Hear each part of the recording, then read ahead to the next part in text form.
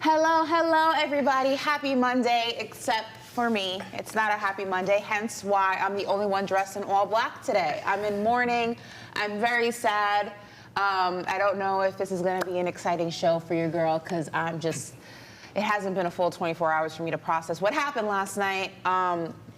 So bear with me.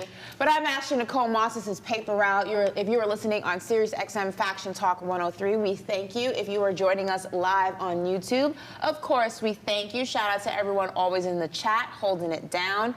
I'm not alone. I got the guys with me. I got Brandon Flowers here, a.k.a. B-Flow, and I got Brandon Marshall here, who's not paying attention. He is on his phone doing God knows what with God knows who. Brandon, it's a live show. I was really zoned out. We're live. Well, great Monday. I wanted to start positive. I'm so sorry. Before we came on, Ashley gave me news about Twitter this weekend, and I didn't know, so I was just on Twitter just trying to catch up. I didn't give any news about anything. I'm the bad guy. Y'all need people like me to walk in the room and say, that's the bad guy. You don't know that movie? I know the movie, but what's the accent? Oh, I don't know. Let's move on. I am sorry that I wasn't paying attention. You gave me some news before the show, and I just I didn't give you any news. I just added to what you were conversing about, and well, there's a commercial break for this. I can't do this right now.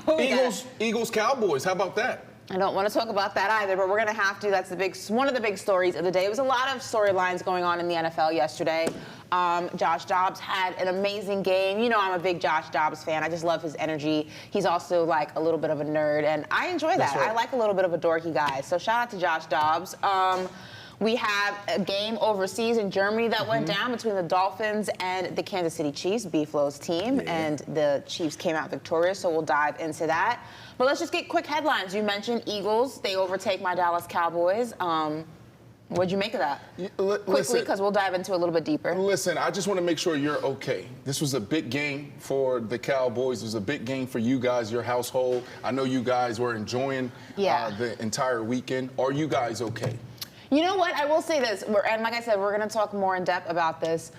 I think Dak Prescott had a phenomenal game. Obviously, stop deflecting. Are you okay? I'm fine. Obviously, you want to beat the Eagles, but I think that... Okay, let's move on then. Okay, you're good. Like, we'll talk about it later. I just want to know if you're okay. I'm fine. Go ahead, B-Flow. What you got? She's about to get into it. What you Dak got? Prescott and this. What you got? I'm going to stay in the division. Is Daniel Jones out in New York? It was a lot of going back and forth when he got his money. He's out now on IR, how he performed this year. Like, what's the future in New York? Is Daniel Jones part of it? We'll see. That's a great question, bro. They just paid him. That's what I'm saying. We'll see. Dang. And my news is 2 words: Lamar Jackson. That's all I need. That's all I got. He's coming for the champs. His eye is on the prize. We'll dive into all things Lamar Jackson and just the phenomenal season he and the Baltimore Ravens are having. And also, we have a special guest joining us later on in the show. Francis Ngannou is going to be in the building. I know everyone here at the table is very, very excited about that. So make sure if you are watching right now on YouTube, you tell your friends, you tell their friends and whoever to come on and join us at 1 o'clock. Actually, join us for the whole show. But if you are a big, big fan of the sport, make sure you go ahead and join us later on in the show because he will be in the building. Let's dive into it. Listen, the Eagles and the Cowboys faced off yesterday for an NFC East rivalry showdown in Philadelphia. It was absolutely beautiful weather, football weather. It was in the 60s, which in November in Philly is unheard of. Global warming, climate change is okay. Okay, Brandon, you good? You good? all over the place this morning. You want to take a deep breath? I'm just turning it off. Okay. All right. Very good game. Go ahead. Listen, the game of the weekend certainly lived up to the hype. Like I said, the Philadelphia Eagles and the Dallas Cowboys faced off in Philly. Now, Dak had a chance to win it all in the final minute, but the Cowboys came up short when numerous penalties knocked them further and further back back out of the red zone. It was an absolute nail-biter, especially if you were a Dallas Cowboys fan. It seemed like the Philadelphia Eagles did everything to give the game away, and the Cowboys did everything to shoot themselves in the foot. There were controversial calls, no calls. It was everything that you want in an NFC East showdown. Like I said, the Eagles did go ahead and come out victorious, but everybody this morning, interestingly enough, although they are getting, their licks in, they are acknowledging the absolutely incredible game that Dak Prescott played. I mean, he was doing everything to make sure the Cowboys were in this game, from running, from flipping upside down to sliding. It was everything that you want to see Dak Prescott do, and he did it in this game. Unfortunately, it did not result in a win. Almost 400 yards passing and 3 touchdown passes against a very, very good Philadelphia Eagles team. Brandon, I mean, did you learn more about the Eagles in this game or the Dallas Cowboys? Because I think a lot of question marks were on the Cowboy side going into this game, if they were even going to compete. I mean, there are no moral victories in football, but who did you learn more about in this game? I think there's takeaways and key learnings for both sides, and I was trying to flip through my notes because we talked about this last week, heading into the weekend, right? Like, if you look at both teams, at every level, from ownership to management to coaching, defense, offense, then different segment groups, the quarterback position to the wide receivers to, defensive line, offensive line. A lot of it is equal. There's some separation in some other spaces where you can say the Philadelphia Eagles have the edge. I truly believe that this game was going to come down, like I said, to, who's going to be able to perform better in those key moments. Game is on the line. The first half, the Dallas Cowboys won the first half, right? They looked exceptional. Dak Prescott, what you said, B, I saw.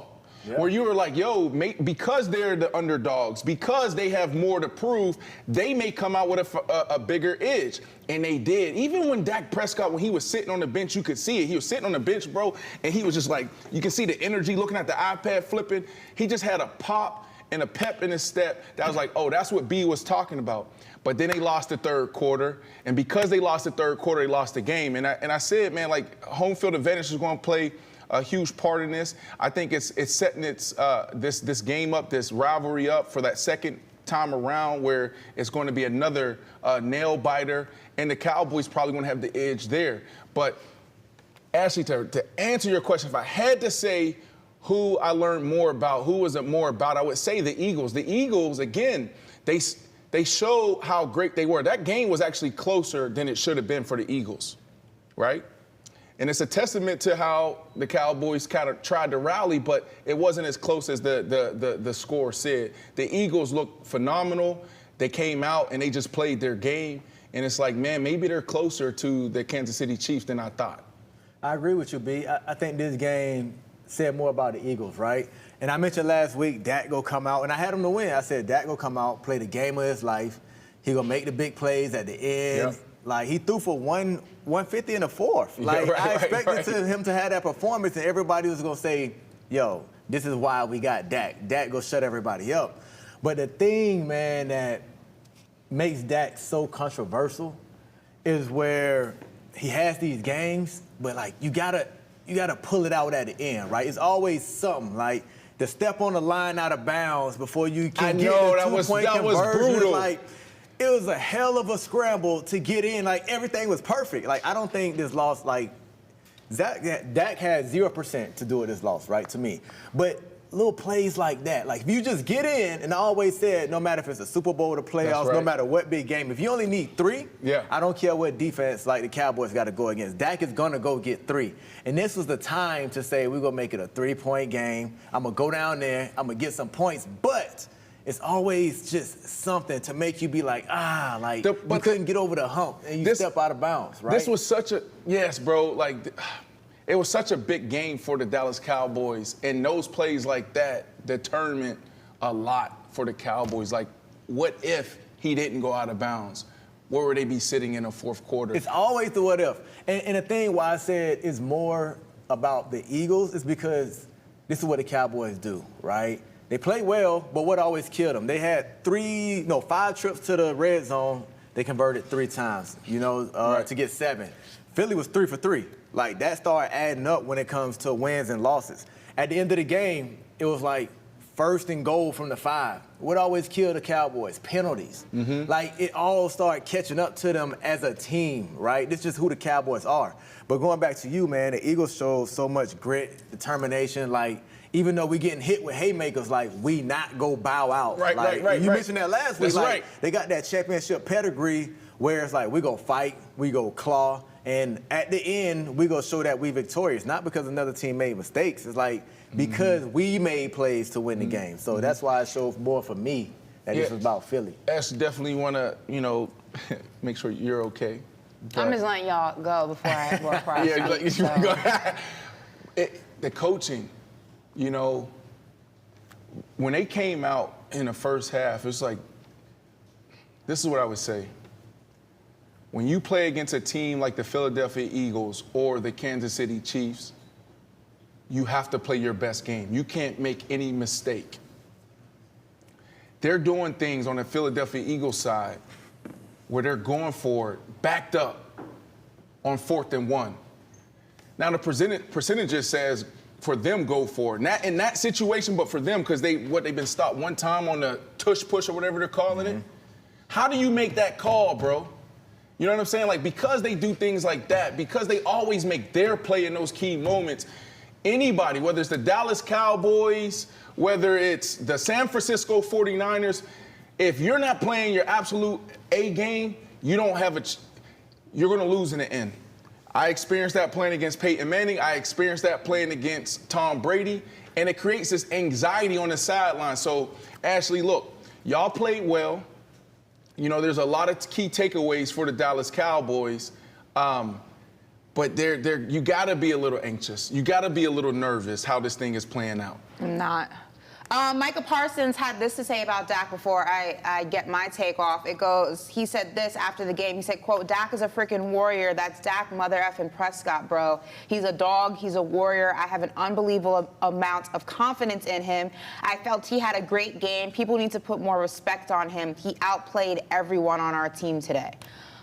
So that's Micah Parsons on Dak Prescott. And I disagree with both of you. I think this game said more about the Cowboys than it did the Eagles. I don't think that the Eagles beat the Cowboys. I think the Cowboys beat themselves. I think that throughout the game, there were multiple controversial calls on both sides, but I think that there were a lot of no holding calls on Micah Parsons. He couldn't buy one in that game. I think the refs were letting them play, but there were calls that should have been called. There were face mask calls that were missed. There were holding calls on multiple receivers that were missed. It just made it a little bit more lopsided than I think it would have been if you just would have called a fair game and let the best team win. I don't think that the Eagles played some phenomenal football that the Dallas Cowboys couldn't go ahead and take advantage of. I think that if Dak That was the refs' fault. No, I think that there were controversial calls. I think it was a poorly officiated game on both sides. I think there were a lot of missed calls on both sides of the ball. I think that had something to do with it. But again, I don't think that the Eagles played this phenomenal brand of football that was unbeatable. I think that the Cowboys shot themselves in the foot a lot of times with Dak going out of bounds on the 2-point conversion unnecessarily. I think the penalties to take them further out of the red zone in that final drive. Also, you wouldn't have even had to deal with that final drive Right. had you made that 2-point conversion. It would have been a field goal game. So I think that it was mistakes on the Cowboys side that ultimately lost him this game. But playing that Philadelphia Eagles team, I did not see a team that was this big bad wolf that you couldn't beat. I saw a team that got lucky off of the last 120 seconds of a game where the Cowboys screwed themselves out of it. And I think that going into this game, I think a lot of people thought the Cowboys were going to get washed. I think a lot of people thought the Eagles were drastically better than this Dallas Cowboys team. And I think that quarterback to quarterback, you saw that Dak Prescott can hang tough with Jalen Hurts. I think that team to team, you saw the Dallas Cowboys can hang tough with the big, bad Philadelphia Eagles. The game was a lot closer than I think a lot of people thought it was going to be. So going into this, I don't see how you could have the Eagles, you learn more about them. Nobody underestimated this Philadelphia Eagles team going into this game. People have been favoring this team all season. It's the Cowboys who had all the question marks. I think CeeDee Lamb had a phenomenal game. The reason why I don't see how you can put that. I don't see how you can put that more in the Eagles cap. They knew what they were going to get. Well, with the reason it's how they did questioning. it, though. It's how they did it, and everything that you just said, minus the ref, because I disagree there, right? Like, in those moments, that's why you need to control what you control, and you have to play your best game when you're playing against champions or teams that are ready to be champions. They have that championship pedigree or that mindset. Here's my 3 takeaways I wrote down, and this is the whole game, but it's all Cowboys. Mike McCarthy, wow. I thought Mike McCarthy called probably one of his best games he's ever called since he's been a head coach, and that's going back to Green Bay. I was so impressed with Mike McCarthy. I also wrote down Dak had a gotta-have-it effort, meaning when you're playing against those teams, Dak had to go try to dive into the end zone, get flipped around. Dak gotta go get creative with his legs more. His effort was championship effort. Like, you can't have your quarterback exposed that much. But he knew how big of a moment this was, and I was so impressed with that. And the last thing is, Dak is creating. Dak not only just, sometimes, I'm not going to call him a robot or a machine, but Dak is just, he goes through his process and how he manages offense. But he was getting out the pocket, and he was creating, bro. Last week. But with all that being said, they still lost. We're aware. But they still lost. We're aware that the question that's how good they are. But they didn't lose because they were better. They lost because the Cowboys shot themselves, and the Eagles didn't beat them. You can't say that about this game, Ash. Why? Because it came down to if you really want to dive into what the game came down to. If Dak doesn't step out of bounds on that 2-point conversion, all you need is a field goal. Did the Eagles push him out of bounds? He stepped out on his own accord. So that's one. That has nothing to do with the Philadelphia Eagles. That has no bearing on what Dak Prescott did. 2, the final drive when they get into the red zone and they keep further backing themselves up from it, that was all penalties on the Cowboys side. The Eagles did absolutely nothing to force that. But if you so in what universe did the Eagles beat the Dallas Cowboys? In this universe, they scored. That's not the question. They won the game, but did the Eagles beat the Cowboys or did the Cowboys beat themselves is the question. But that's this my is question. how it boils down when it comes to schemes, right? And B, you know this. When a team needs a touchdown as opposed to a field goal, it's totally different how defense play you. Right. So it wasn't just guaranteed. Like, I feel that Dak maybe could have. I said that. I feel like Dak can go get a field goal on anybody, but that just doesn't mean that he was going to automatically go down there and get a field goal this game. Yeah, he marched it down to field goal range like this past drive because they needed 7. So the defense like, yo, we're going to give you what you want. We're just not going to give you the big play. When it's a 3-point game, they blitzing, they playing tight coverage. It's a whole different ball game. So he might have not marched it down just as easily and methodically But none of that matters because in the game that was being played, I'm asking the both of you specifically, did the Eagles force Dak out of bounds in that 2-point conversion, or did Dak do that on his own accord? Let me just yes or no? Okay. You can say no. I can't give a yes or no. This is football. This is football. It's a game of inches. Did the Eagles force Dak Prescott out of bounds, or did he go out of bounds on his own accord? That's all I'm asking. He went out of bounds on his own accord. Okay, so that had nothing to do with the Philadelphia Eagles. We can agree with that, right? Can we all agree with that? That was all Dak and none of the Eagles. I would say yes. I'm gonna go with the flow for you. When the Cowboys were in the red zone and the penalties were all Cowboys false starts. But they did get 2 sacks in a row. It was a false start. I think it was an illegal formation, and I'm forgetting what the other one is. And it backed them up to like 3rd and 24, I think it was. Was that the Eagles or was that the Cowboys? My whole thing with all of this. Was it the Eagles I'm not participating anymore. This is sports. That's sports. That's why you're best. It's not as simple as that. That's why you have to play your best game. It doesn't matter. That's what Dak Prescott. You gotta find a way. That's why, when you're sitting and you're watching, that's terrible. Even when the tight end, there was a beautiful drive and they get down to the red zone, and then he falls short. They call it a touchdown, but then they review it. It's like you have to find a way. But I'm not disagreeing with what you're saying. We all know that the Eagles won the game. That's not what I'm asking you guys. You guys keep dancing around the question. I'm gonna answer it right now, Ash. It's a simple question. When it comes to the false start, right? That's what home field advantage is all about. The crowd is getting loud. You can't hit a snap. Micah post-game said it wasn't even that loud in there. Micah can't tell you what the offensive line is thinking. Like, the offensive line, like, that's home field advantage. I'm That's asking football. you That's when we guys a come very into simple sports. question, and we're dancing around the question. We're not dancing around. I asked you at the beginning of the segment, did you learn more about the Eagles and you learned more about the Cowboys? Eagles. You both said the Eagles, I said the Cowboys. And my reason was because I believe that the Cowboys beat themselves in crunch time of this game, and it was not the Eagles who beat them. I did not think the Eagles played this phenomenal game of football that was unbeatable. I've given you guys multiple scenarios, and you keep dancing around it. Because the reason why you can't do that, Ashley, because we can say the same thing on the Eagles side. CeeDee Lamb, that beautiful on 4th and 1. How do you run a sluggo on 4th and 1 and you get open and you get it down? You know what I'm saying, to the red zone? But these are all my points. What I'm saying is the Eagles had a breakdown. So the Eagles could be sitting here saying, damn, we should have put up 50 on them. That's what every team is doing after the games. They're saying, we lost. What could we have done, like what you're saying right now? Well, the Cowboys beat themselves because they could have did X, Y, and Z. Well, the Philadelphia Eagles, they're not just sitting there right now saying, we are the champs, we're great. No, they're watching film, and the coaches right now saying, what was this breakdown here? This was a misassignment. This was a misalignment. Because they're thinking that they left more on the table as well. So you having this conversation. But I can give you multiple scenarios. All the drop passes by Ferguson, was that the Eagles or was that him? But Ash, when you say you learn more about the Cowboys, did the Eagles cost those drop passes by Ferguson, or did he drop them himself? When you say you learn more about the Cowboys, did he drop them, or did the Eagles force him to drop those?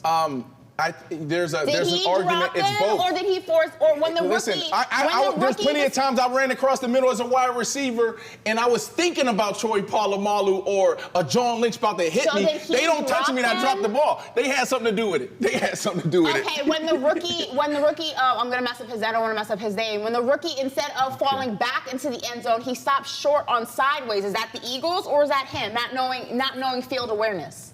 This is what I'm saying. Like you can't. There's multiple scenarios in this game that cost the Cowboys the game that had absolutely nothing to do with the Eagles and everything to do with them. No, but when you say you learned more about the Cowboys, like we knew it was gonna be a heavyweight fight. Like us on this panel, we said it's gonna be a good game.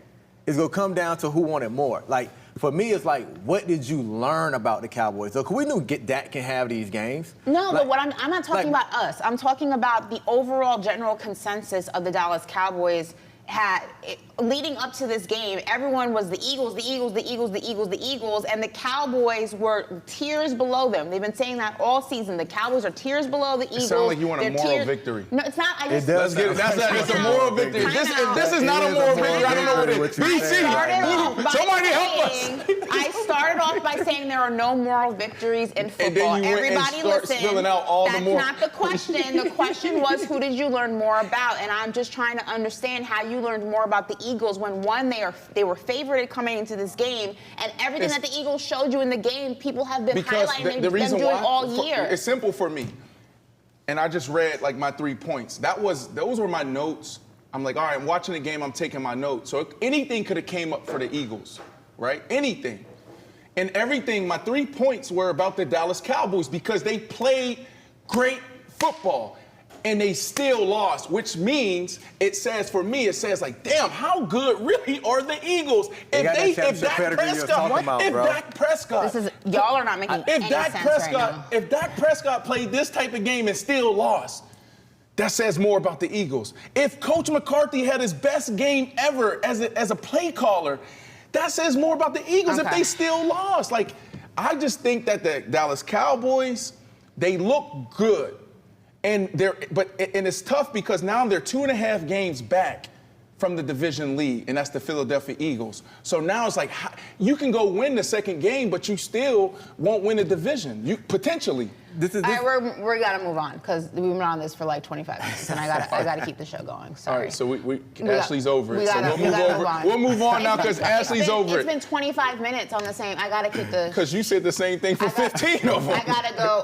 Go ahead. I gotta go with we gotta move the show. All right, let's go ahead and move on to another team in the NFC East, and that is the New York Giants. Has Daniel Dimes played his last game or last snap for the New York Football Giants. Listen, big injury news yesterday. Unfortunately, Daniel Jones reportedly tearing his ACL in a loss to the Raiders in Las Vegas. Now, the Giants are having an absolutely miserable season. I think that's fair to say. After paying Jones big money during the offseason, they have not seen an ounce of the return on their investment with him. Now, they do still have Saquon Barkley, if you remember, they were dealing with a contentious relationship with him. Saquon wanted to get paid. They ultimately did not pay him what he wanted to be paid, but he is in a Giants uniform for the season, for the start of the season. Maybe they're having a little bit of, maybe we paid the wrong guy, don't know. But there's not much else on the offense outside of Daniel Jones and Saquon Barkley. That's about it. So if you were a Giants fan, I mean, do you ever want to see Daniel Jones take another snap? No, I'm good. Like I seen what I needed to see, and I was big on like Daniel Jones not getting a fair shake, right? I feel like he didn't have a wide out. So I feel like it was always something that the Giants offense was missing for him to show his true talent, because you'll see him scramble some games, make some positive plays, make a couple throws, but it's just something ain't there, like, right? It's not there for him in New York. And where the Giants are now, right, as opposed to the draft. I don't expect the Giants to go on a run. Like Tyrod Taylor on IR, Daniel Jones on IR. So they have Tommy DeVito is there. Yeah, I don't think DeVito go wheel and deal him. I love his name, though. I just want to put that out there. So right now, the Giants, they have the number 4 pick in the draft, right? Chicago got 2 of them. Arizona got 1 of them. Arizona could go quarterback if they done with Kyler Murray, but I don't think they would right now. So I'm thinking 1 quarterback could be gone, and that's Caleb Williams. And they're saying, well, you know college better than I do. Isn't there like 3 or 4 really good prospects that could potentially fill out the... It's a couple. I like Drake May out of North Carolina. Mm-hmm. Michael Penix doing his thing right now, but Caleb Williams, like, just... And we do know Caleb Williams his dad made it clear in the GQ interview that he would not be going to Arizona, and that if Arizona did have the first pick, that there's a high possibility that Caleb stays at USC. So. And the thing is, you don't know what Chicago is feeling about Fields. Like, let's just say they want to keep Fields, right? Mm-hmm. Which is very possible. Caleb Williams can sit right in the Giants' lap. Right, they can pick the top 2 quarterbacks in this year's draft, and I think it's going to be 3 stars. But even Shador, like, is Shador going to stay? He's staying. He's staying. I feel like he's said he's staying. Yeah. Okay, but even Shador, man, he's pro ready. I think he benefits from another year, but I think Shador has a tremendous upside. To answer your question. Real quick, 4 years, $25 million contract Daniel Jones signed, including a $16 million signing bonus. Yeah, I think that it's unfortunate, because I think that they move on from Daniel Jones. This is their opportunity. This is their excuse. He goes down with an ACL. It's unfortunate because I don't share the same sentiments as most people out there. Because when I look at this kid. I'm sorry, 4 years, $160 million contract, $92 million guaranteed. Cool. Yeah. So, I don't know. I think that, again, I just think that in a healthy situation, I'm not even looking for the best case scenario, the best situation, he performs better. Bro, he's been sacked more than any quarterback in the last couple of years. Like, he's up there with, he's top 3. So, no offensive line. Since Odell left, give me their number 1 receiver. And then Saquon Shepard? Is it Sterling Shepard? Shep been hurt the last 3 years. Yeah. It would. They let Tony go to Kansas City. They go draft. They go. It's hard to assess them. That's what I'm saying. It's hard. Even Saquon been banged up. So it sucks and it's unfortunate. But they're definitely looking at this as an opportunity to move on.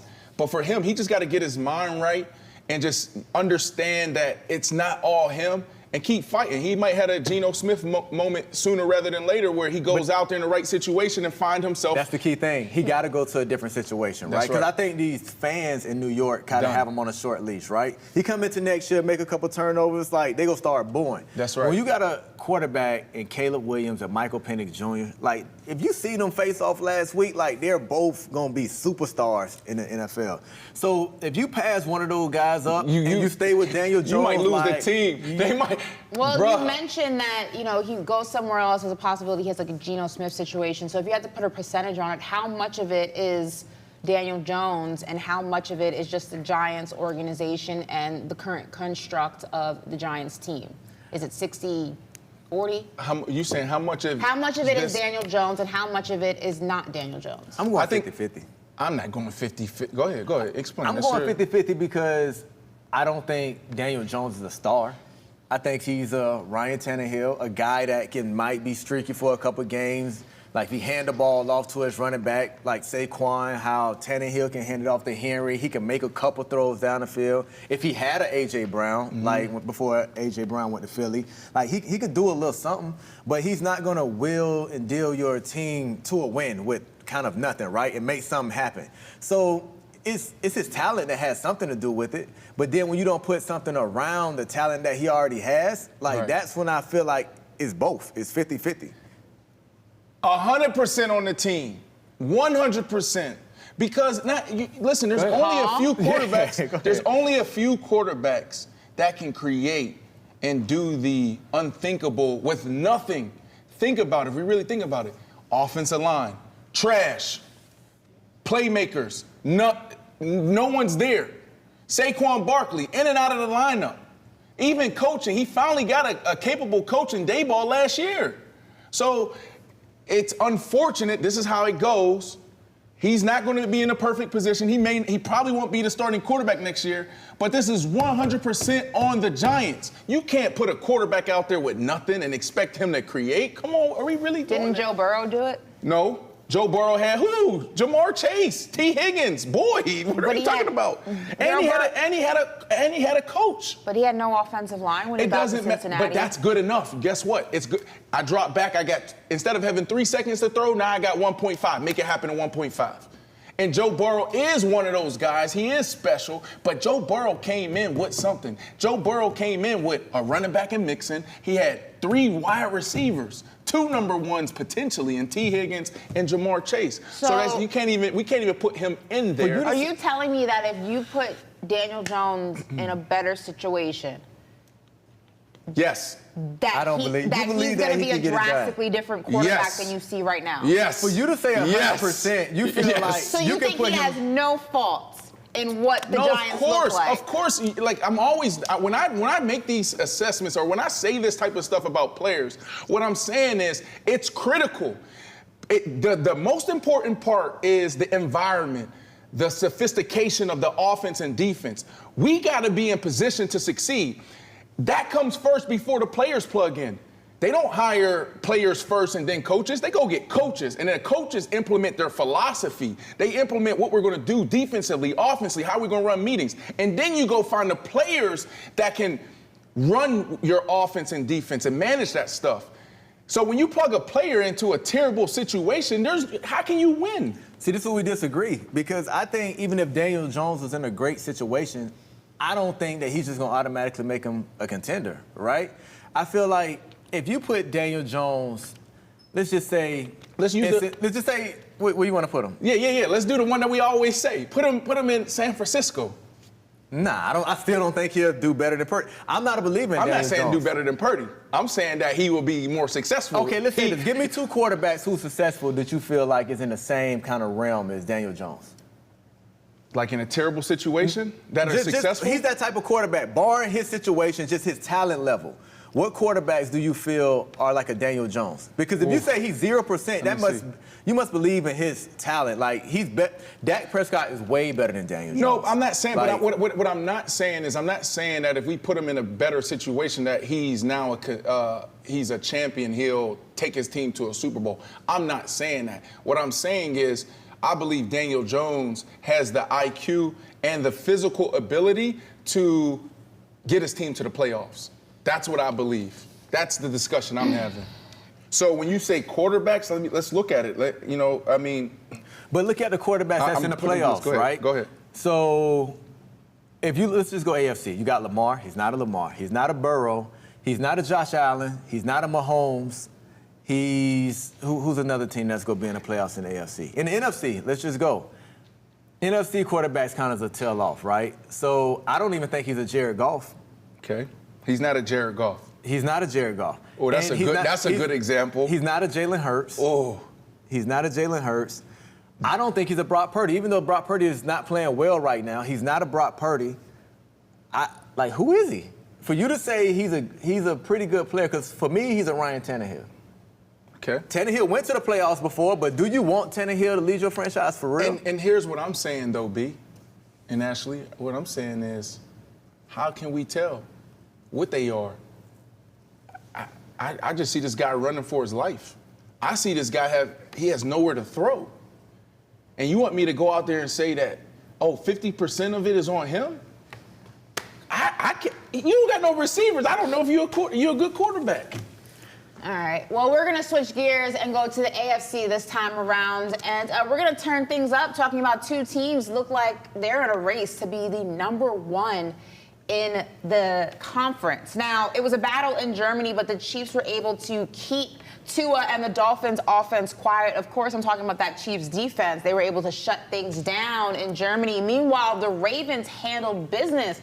Their defense specifically completely shut down Geno and the Seahawks in Baltimore. So right now, it looks like the Baltimore Ravens and the Kansas City Chiefs are the teams to beat in the AFC. There's no knock to the Cincinnati Bengals, who were able to take down the Buffalo Bills last night in Sunday Night Football. But right now, we're focusing on Lamar Jackson and the Ravens and Patrick Mahomes and those Kansas City Chiefs. Guys, right now, when we spoke to Travis Kelce, I asked him what was the gap between the Chiefs and the rest of the team, the top teams in the NFL. And he said, listen, this is a National Football League. The gap is never as big as you think it is. Well, it looks like maybe he has some prediction abilities, if you will, psychic abilities, if you will, because the Ravens are coming a-knocking, rather. So right now, how big is the gap between the champs and the birds? It's not big at all. Yeah, they neck to neck, and the reason they are because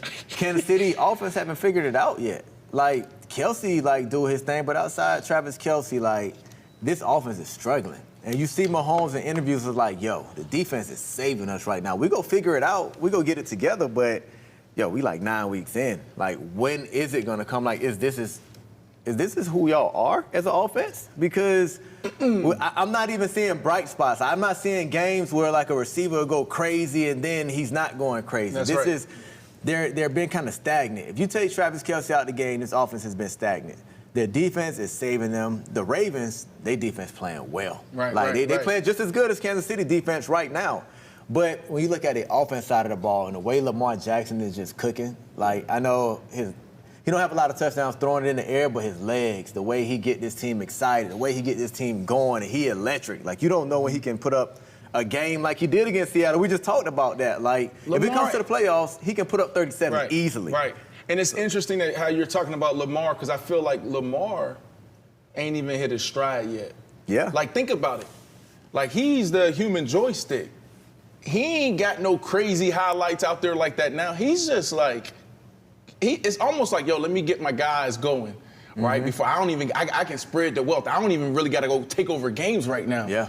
It's cool to see him operate in this space, true leadership and true, just management. Quarterbacks, you got to be a manager of the game. It's not just going out there, I got to score a touchdown right now. It's no, I got to be methodical. How do I got to extend this maybe from a 9-play drive to a 12-play drive. We ain't going to win a game in just the first quarter. How do we show up in the fourth quarter? So it's cool seeing him in that space.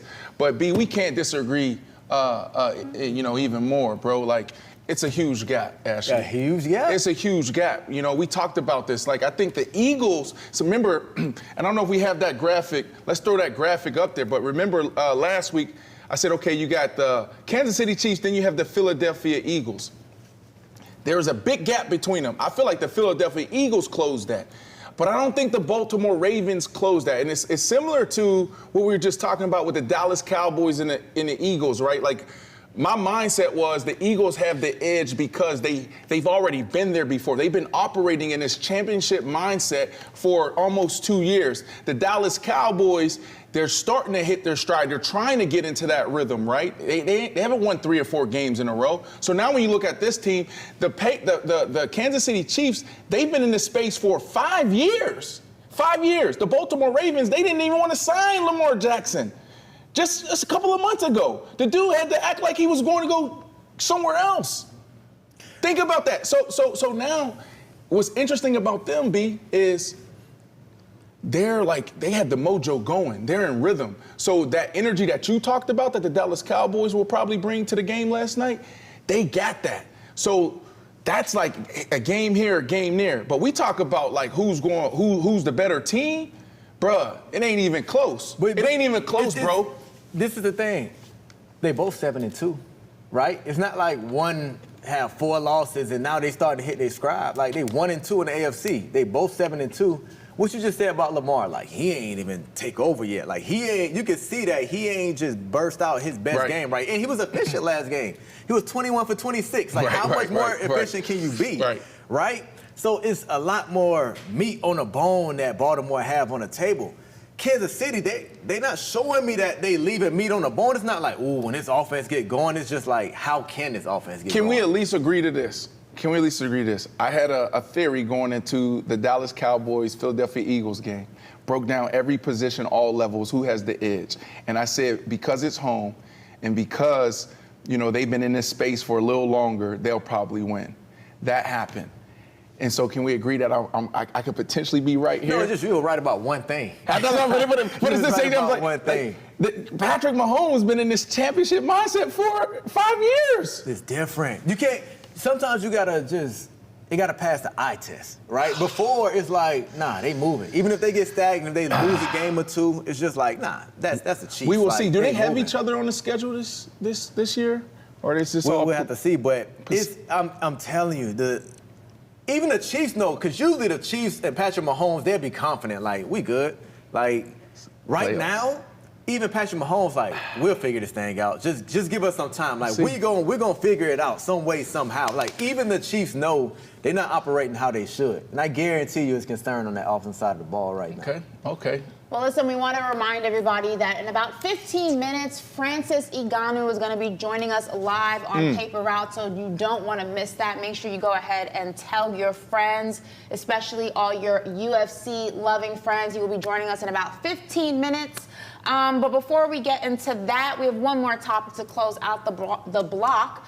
LeBron says the Lakers are like the Steelers. Very interesting comparison here.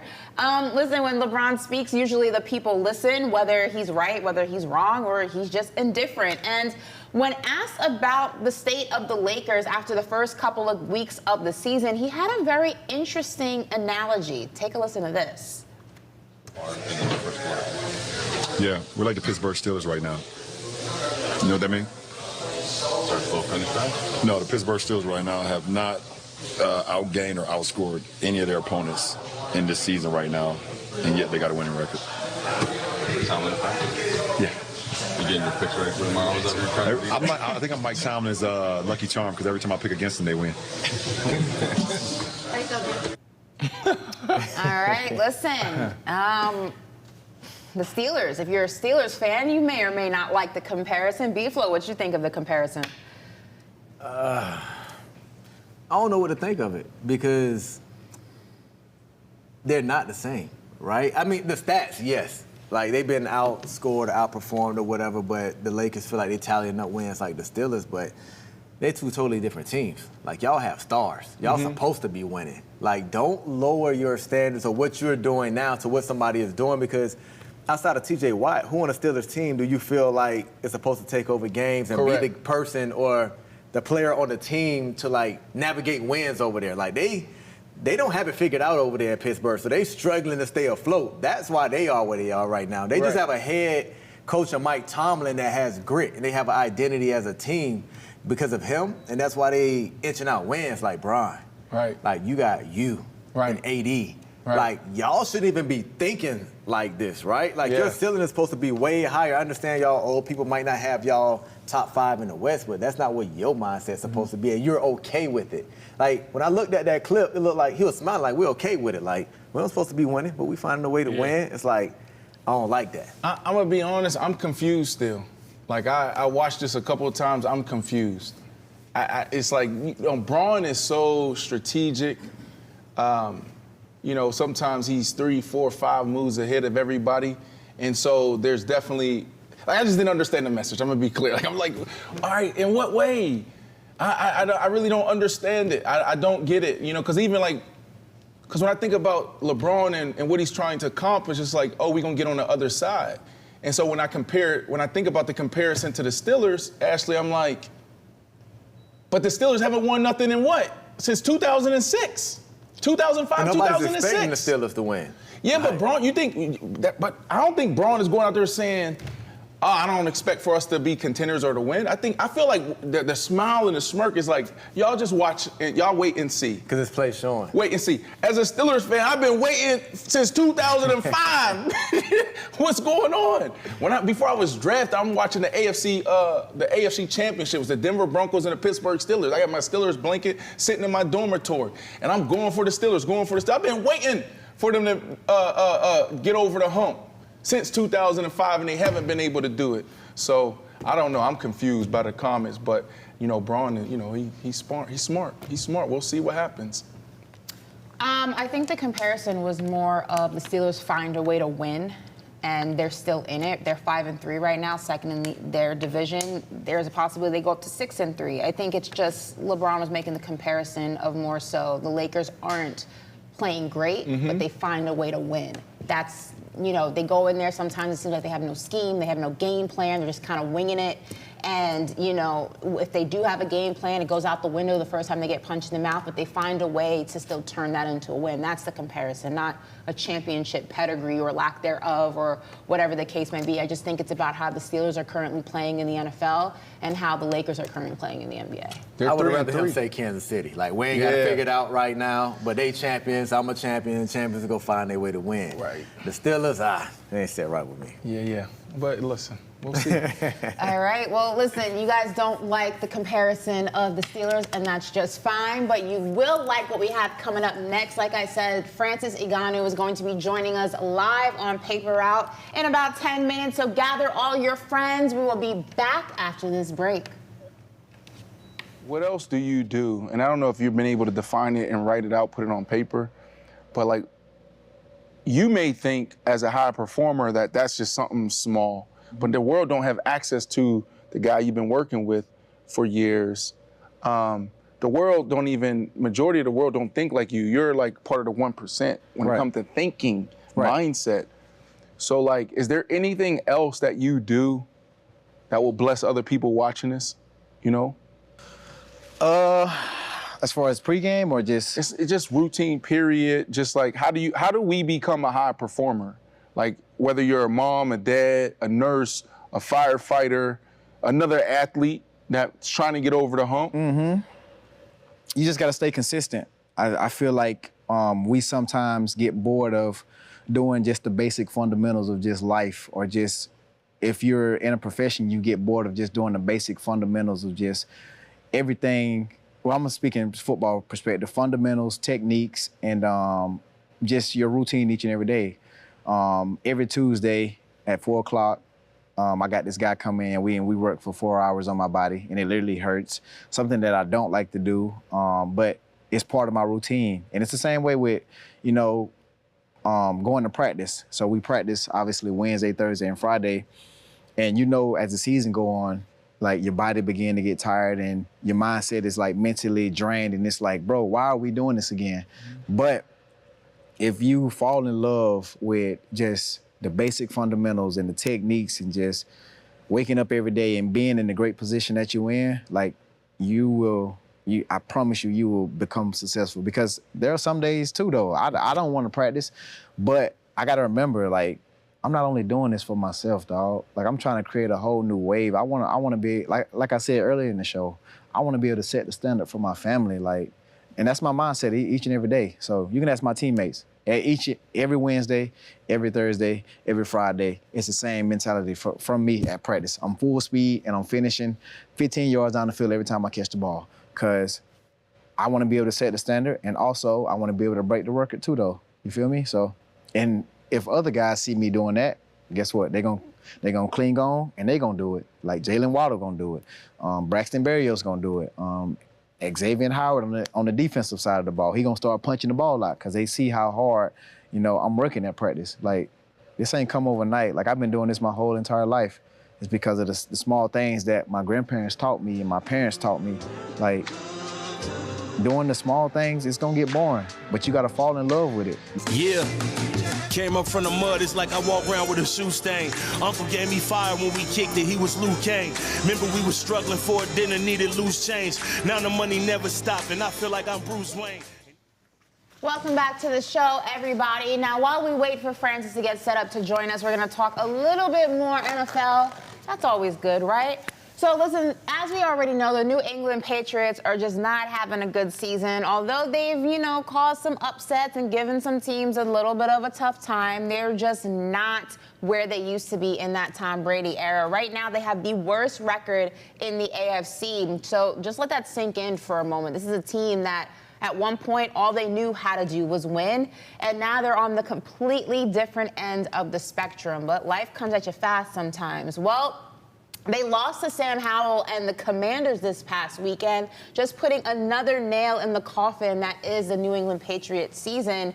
And there is talk that Bill Belichick may potentially be on the hot seat in New England, which, a few years ago would be absolutely unheard of. But again, life comes at you fast. Well, listen to his comments, or these comments, rather, this morning.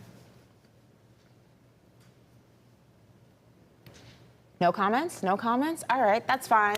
Listen, we're going to go ahead and we'll skip that for a second. We have the comments. Okay, roll that.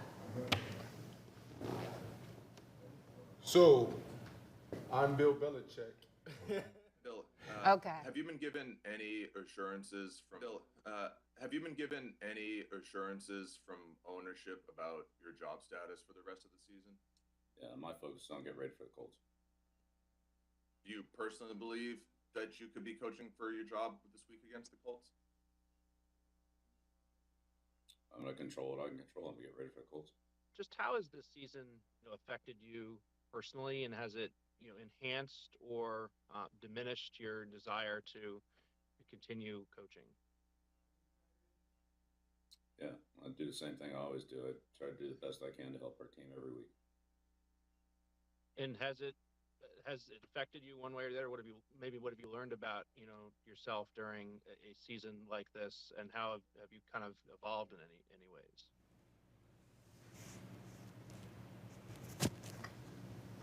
Listen, I know it was kind of hard to hear. The audio was a little bit low, but basically Bill Belichick said, in the way that only Bill Belichick can say it, his very nonchalant, just very curb your enthusiasm type of flow, if you're familiar with Larry David. Just very much, listen, I'm doing the best that I can.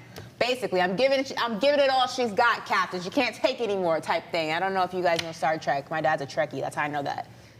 Really? Cool. Oh, yeah, we talked about that. Star Trek. You don't know know that? You don't know that phrase? I'm giving it all she's got, Captain. She can't take anymore. No? Okay.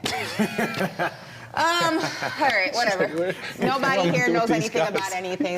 They don't know Mean Girls quotes. They don't know Star Trek quotes. What is it? Yellowstone and all those other ones? Yeah, that's tough. No, Yellowtail is a fish. Yellowstone is a show. Where did you guys find these people? Oh my God! I like Yellowtail. You don't eat Yellowtail? No, I eat Yellowtail. Yeah, we know Yellowtail. We just don't know the other stuff. Okay. That's a different show. I can't. We need more culture here. I just don't understand. Culture? That's not culture. Curb Your Enthusiasm, Larry David Starr. That's all. Have you ever seen Curb Your Enthusiasm? How many black people in there? A few, actually. Like 2 people. You've never seen Curb Your Enthusiasm? I've seen it. I like it. I like him, actually. He's Have you cool. seen Curb Your Enthusiasm? No, and B didn't see it either. He just wanted to say he saw it. I've seen a couple clips. Oh my God! I've seen a couple. It's actually a phenomenal show. It's an amazing show. Oh my goodness, it really is. I've seen all of these things, but except the little the girl thing that you. Mean Girls. Mean Girls. I haven't seen Mean Girls, but everything else you see like an episode or 2 or 3 or you know what I mean. But you're not sitting there season after season. No, Curb Your Enthusiasm. I didn't watch Seinfeld season after season after season. I was watching Martin. I didn't. Understandable. It's fair, but you could. Okay, whatever. I don't. Anyway, moving on. Back to Bill Belichick. Like I said, this is new territory for the New England Patriots. This is a team that all they've ever known is winning. Boston is a city of championships across the board, whether you like to admit it or not. And as a New York sports fan, I don't like to admit it, but it is what it is. And since Tom Brady left to go to Tampa Bay and then ultimately retired, Bill Belichick and the Patriots have been struggling to kind of figure it out. I thought Mac Jones was the answer. He hasn't been the answer. But the question is Bill Belichick on the hot seat because of that?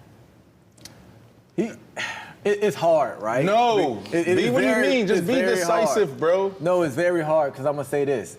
The New England model, if you ever thought about signing to New England or playing for New England, their thing is get rid of a person 2 years early rather than 2 years too late, right? Ooh, okay. So when it comes to that model, it's like, if you see the writing on the wall, do you really want to wait 2 more years to get rid of Bill Belichick, or do you do it now? And then I like what you just did right there. If you do get rid of him, usually a guy that you respect this much slides to the front office. That's not where you want Bill Belichick in your franchise. So it's like, what now? Do you really, and how loyal Robert Kraft seemed, like, do you really get rid of your guy right now? Or do you let him figure it out?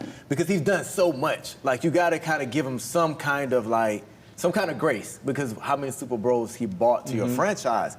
But at the same time, I wish I knew Bill Belichick personally to see if he'll say, yo, I'll step down.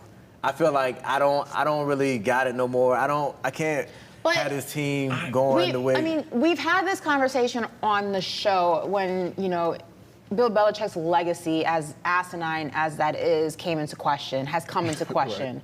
And I think that it's fair to question Bill Belichick maybe as the GM. And I think that a lot of what the Patriots have been post-Tom Brady, you can say Bill Belichick, the GM's had a big chunk of that, and that's where he's fallen short.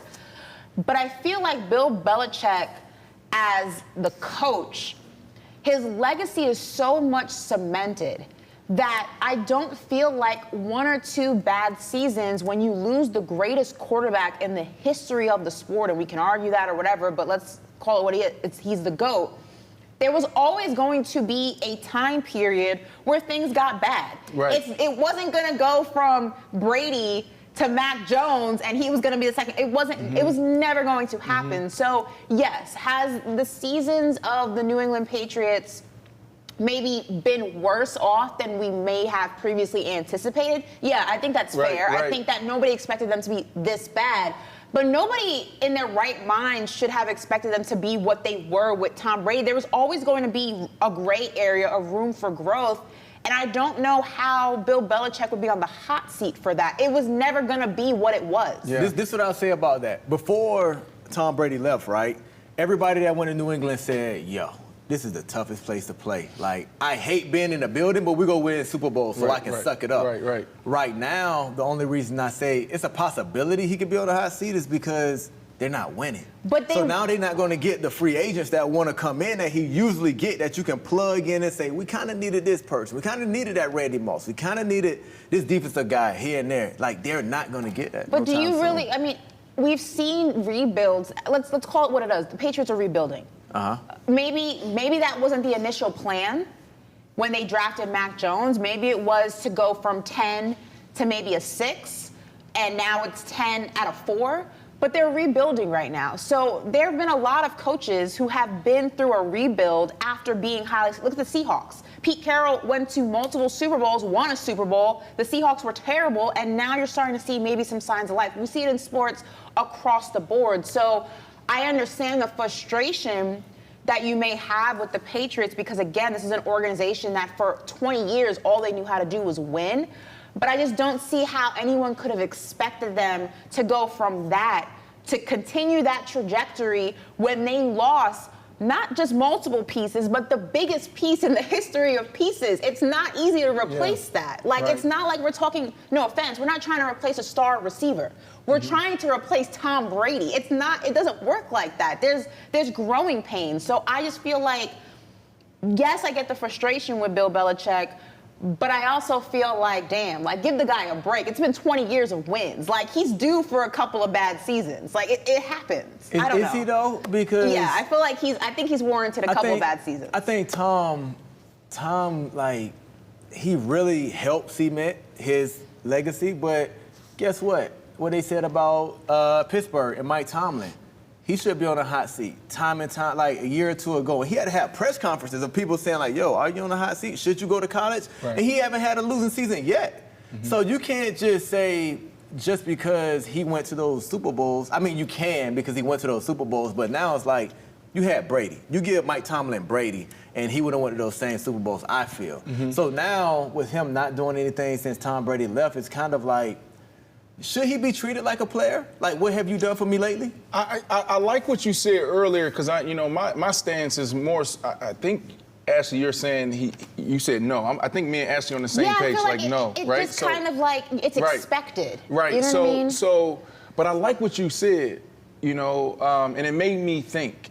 It's like the philosophy has always been, let's get rid of these guys before it's too late. Let's get rid of them where everybody's going to say it's too soon. And they've been extremely successful following that philosophy. But my question, though, is that Robert Kraft's philosophy? Did he implement that? Or Bill Belichick? I feel like that's Bill Belichick. So is Robert Kraft going to sit back and go through that same process? I don't know. And honestly, I don't think so. Because if Bill Belichick walks into the building every single day, because he's one of the three oldest coaches. I think it's him, Pete Carroll, and I think Andy Reid, yeah. Right? And Pete Carroll being the oldest. But Pete Carroll, he doesn't stop when he walks in the building. When you're on the practice field, he gets more miles in than any player. He's running, he's on the hop the whole time. His energy is wild. And I feel like Bill Belichick is in the same area as far as like that energy and that drive to continue to compete and win at a high level. If that's what he is showing, that same consistency, that same tenacity to break down film, to recruit players, to do all of those things, then you don't let them go. Because the alternative is what? You go out there, and I'm just going, some of the coaches that's on the hot seat or just been fired. Josh McDaniels. We're so excited about Josh McDaniels. He's the next great hire. Look what he's done in two different organizations. Brandon Staley, they play tonight.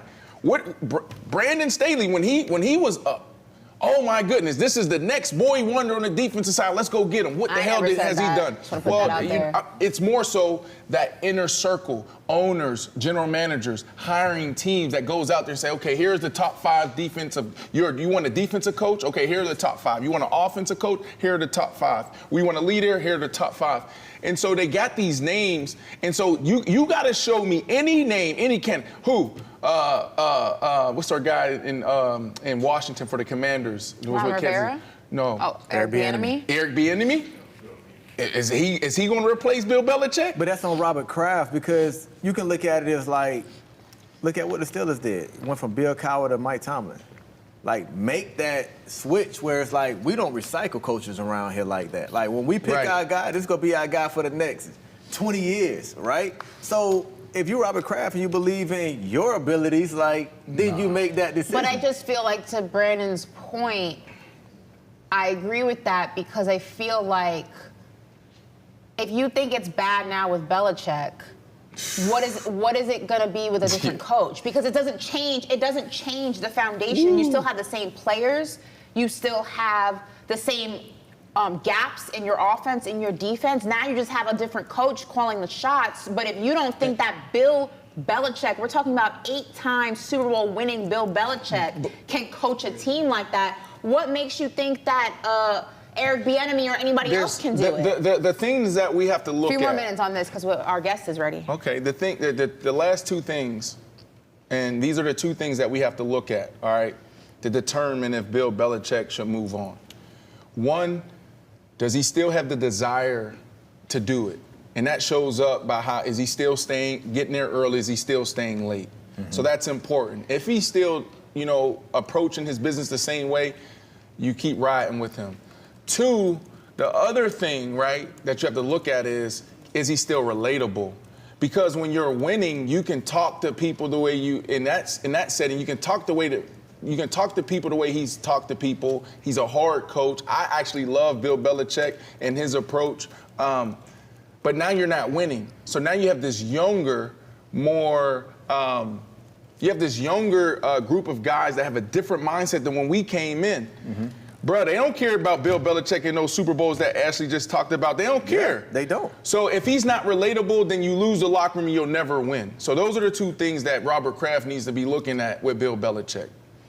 All right, well, listen, we will see what happens with all things Bill Belichick and the New England Patriots. But right now, we're going to switch gears because our next guest needs absolutely no introduction. Former UFC heavyweight champion, but he is now impressing in the pro boxing world, pushing heavyweight champion Tyson Fury to the brink in his latest fight. Please welcome to the show, Francis Ngannou. Hello. Welcome to Paper Out. Hello, how are you doing? I'm good. How are you? Welcome to the show. How are you feeling? Thank you. I'm feeling good. I'm feeling great. Well, listen. Can you see me right now? Okay. Can you see me? You can't see me? No, I can see. Oh my goodness! You gotta go to the. You gotta go to the wide, bro, on Zoom. You don't know how to work Zoom? You got all that damn money in the UFC. You don't know how to work Zoom? It's your Zoom that doesn't work. Mine works. I wish you could see my form, bro. I want you to get your little feedback. How I look, Ashley? How I look? No? Oh, man. All right. We'll get into it. Listen, trust me, you're not missing anything by what Brandon's doing. He's trying to shadow box, and he's not doing a very good job. But listen, I need to start off with the Fury fight. I mean, it was controversial. It was a controversial score, to say the least, by the officials. I mean, if anybody was on Twitter or any type of platform, they know that the fans were not happy about the outcome of that fight. I mean, first and foremost, how do you feel about the decision? And it's been about a week since. Can we expect a rematch? The fans want it. They think you were robbed. They know you were robbed. Yes, I mean, I had the same feelings, definitely I was robbed. But, I also have a understanding that you can just walk in and disrupt a system like that. I think he was a very bad looking for the boxing, for everything, and there was a lot of business involved. So some judges just sacrifice themselves and take the hit and save the face. But they know that was a dirty job. It wasn't even a judging. There wasn't even judging those fights. There was just like, okay, we are not going to lose. I think even if it was a knockout, they would have found a way to make me lose that fight because I should have won that fight. Like, the guy gave me an elbow. He elbowed me. Yeah, he did. And then didn't even, and he was straight up, and the referee didn't say anything. And if if that elbow have hurt me, I'm sure they would have counted that as a punch and give him a decision, right? Mm-hmm. So, but I was prepared. I knew what I was stepping into. So I wasn't going there to frustrate myself. I wasn't going there to let them get in my mind or to get me frustrated. I was just going there to fight, to perform, and do my best. And that's what I did. And then it seems like at the end, it was them getting frustrated because even that elbow was out of frustration. Well, I mean, to the point, you mentioned the politics of the sport, and a lot of boxing fans have grown frustrated with that very thing. They say it ruins the sport and it almost makes it unwatchable. LeBron James tweeted out, "This is why I don't watch boxing," after you lost the fight to Tyson Fury. I mean, do you think that there need to be changes that happen within the sport to make it less controversial and less one-sided and less political? Absolutely, 1000%. I think there is boxing has to make it back to the noble art that he was at some point. They have to take out all this politics, all this controversial decision, all these personal interests that everyone have to protect and make the sport right. Because, like, for someone like me, of course, I don't care. I was just about, like, to get the big fight, fight the big guy and go there and prove people wrong, and I did, and I think I'm very happy with my performance, with what I did. Yes, the result wasn't there, but for some a guy that is out there building his record and working hard to get out there and have those kind of outcome that might have a huge impact in his career, it's not fair at all. It's not fair. It doesn't represent boxing very well, because boxing is known as a noble art, but it seems like the guy, people behind are not noble at all. I mean, they have nothing noble, because when I saw one of those scores, I'm like, there's nothing noble in here. This is like public robbery. Like, you're not even ashamed of a public face. Like, somebody scored 93, 96. Then I'm like, okay, which fight are we scoring, right? But I think we get to the point that I'm like, okay, we don't care. We don't have no scruple. We will retain our interest no matter what. So, and those kind of guys should be out of the sport. They should take them out of the sport, period. So, Ashley, I want to piggyback off what Ashley asked you earlier. LeBron and Dame Lillard and so many other athletes in the NFL, the NBA, and global athletes around the world chimed in on this fight. Everybody was so proud of you. So salute to you, bro. You represented your family and the culture like the best that we could have asked for. So great job there. But Ashley asked you about, the difference between the UFC and boxing, right? Can you talk to us about that experience now that you stepped in the ring with the best of the best, right? So from a experience standpoint, what's the difference, and which one do you prefer? Well, the difference is quite there. I mean, it's not comparable because in boxing, I'm a novice. This was my first fight. In MMA, I have passed that stage. I'm more comfortable in MMA. I know how a lot of things work. I know how to get a training camp properly, and then in my mind, I know how it works. Which is stuff that in boxing, it was my first time. I have to ask myself all those questions and trying to figure out. Not only is a new sport competition for me, but I have to go to 10 rounds in a boxing match that I never did. I never went to a 6-round boxing match. So I don't know how you feel after that. So it was a good experience because then I trained for 10 rounds. I get there in the fight, even from round 1, you think round 10. You're in the round 2, you think round 10. I'm like, I don't want to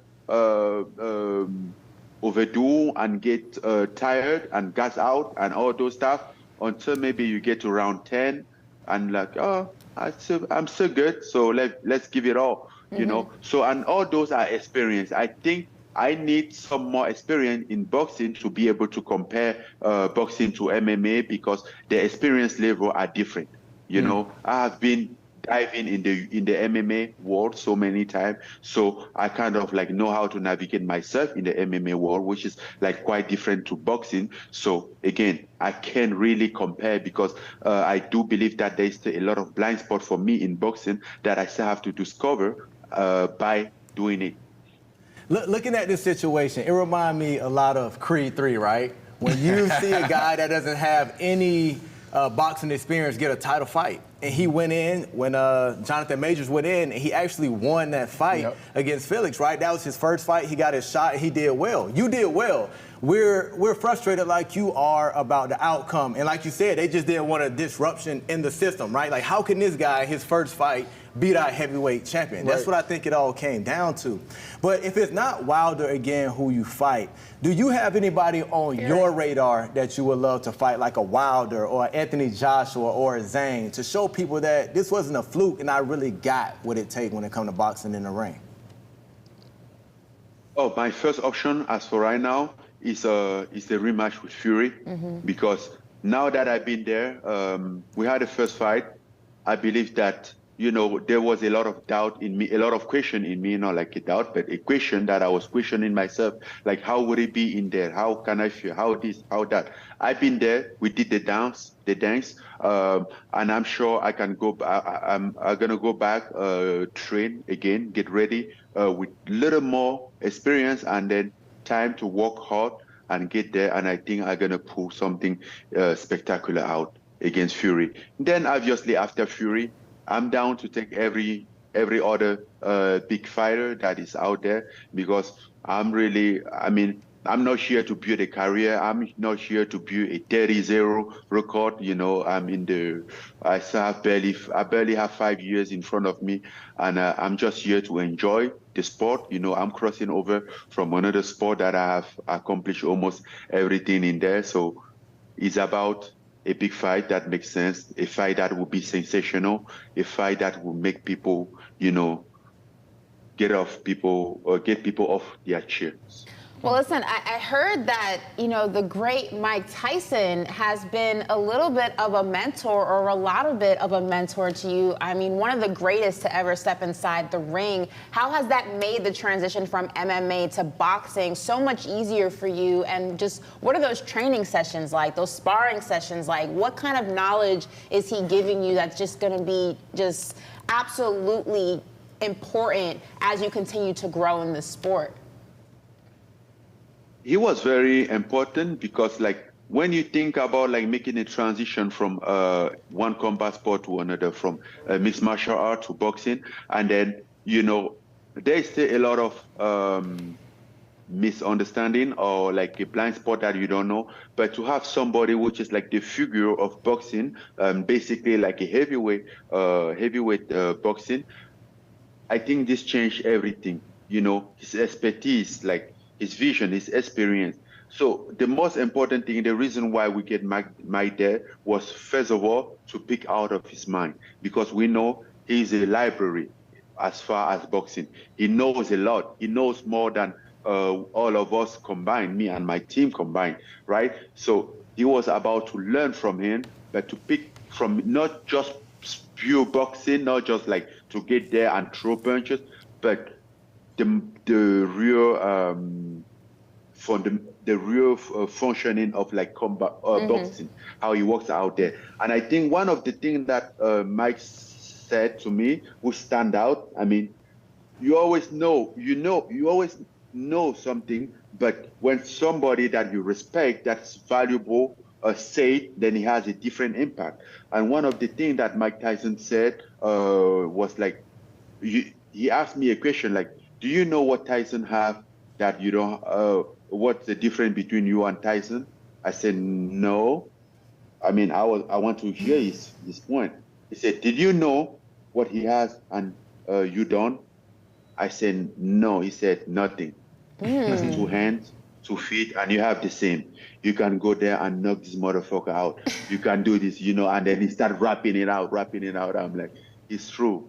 This is true. He has 2 hands and 2 feet. I don't care about, and that was my mentality. Yes, people will be like, he's technical, he's the great boxer ever, he's genius, he's this, he's that. Then I'm like, yes, whatever it is, he has 2 hands and 2 feet, just like me, and we're gonna get there and dance.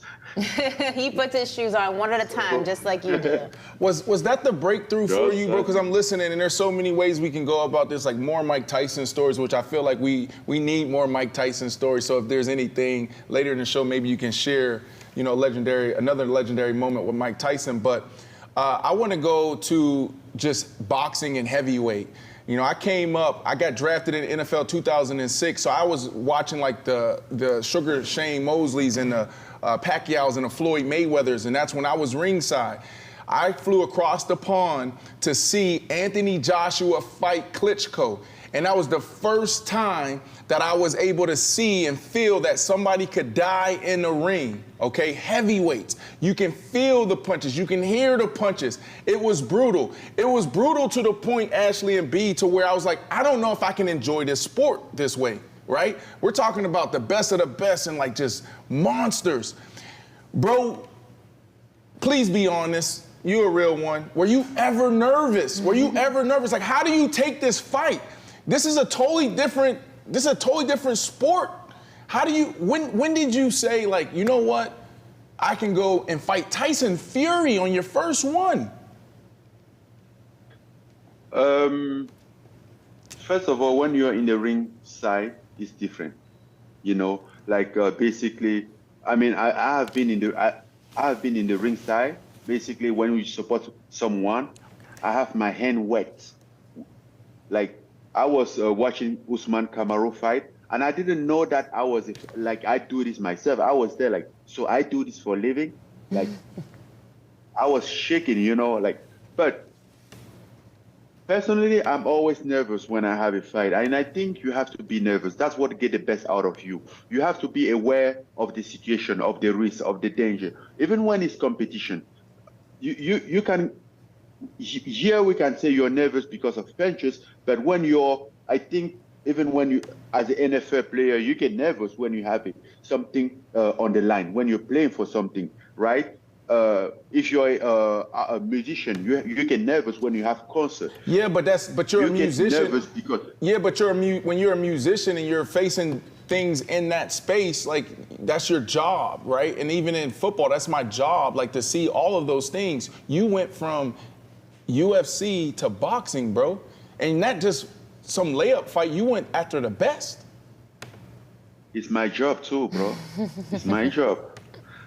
And I take it very seriously. I wake up every day for it. I do it, go back to sleep, go to sleep tonight, thinking about it, what I'm going to do next day, wake up.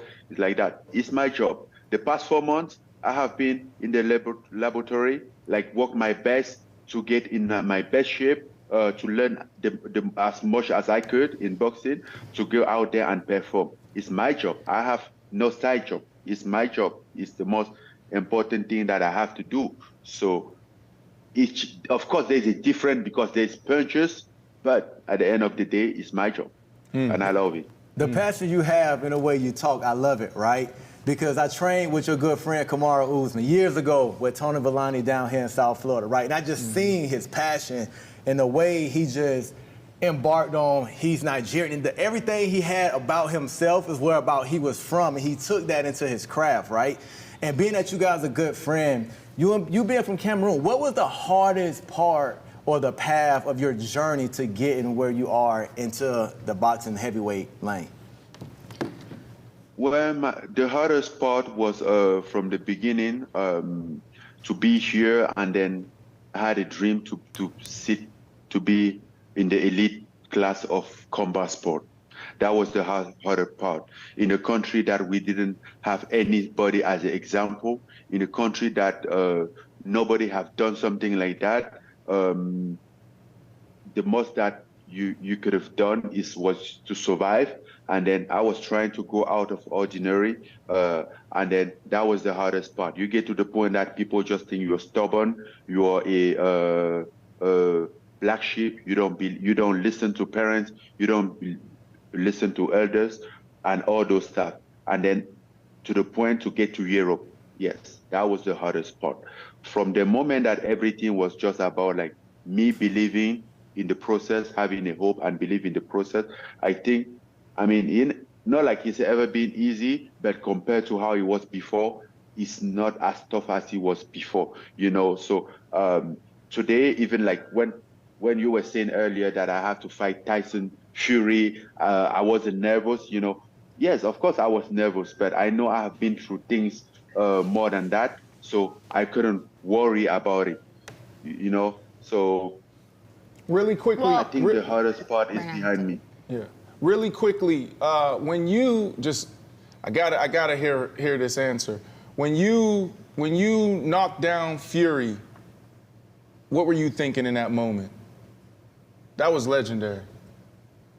I look at him and I know that he wasn't.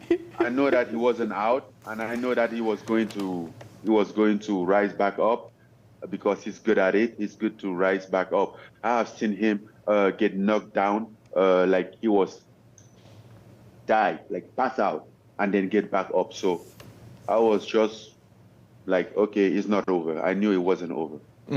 Well, Francis, I know we have to let you go, but I have to say, just seeing you in the ring, but then speaking to you in person, it is just, you are a gentle giant. You have such a calming, gentle energy, and then you get into the ring, and you're just an absolute beast, monster.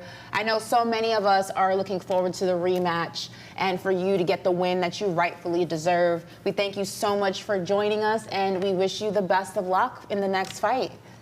All right, champ. Thank you, Thank you. Thank you, everyone. Thank you. Have a Thank good you, one. guys. You too. I can get him. On the phone call? No, bro. I think I can get him for real. Nah. Think about it. He said he took 4 months. See, I had to ask that question. I had to ask that question because that's a big deal to go from UFC to boxing. Look at Jake Paul knocking out Don't put UFC Jake Paul guys. in this category.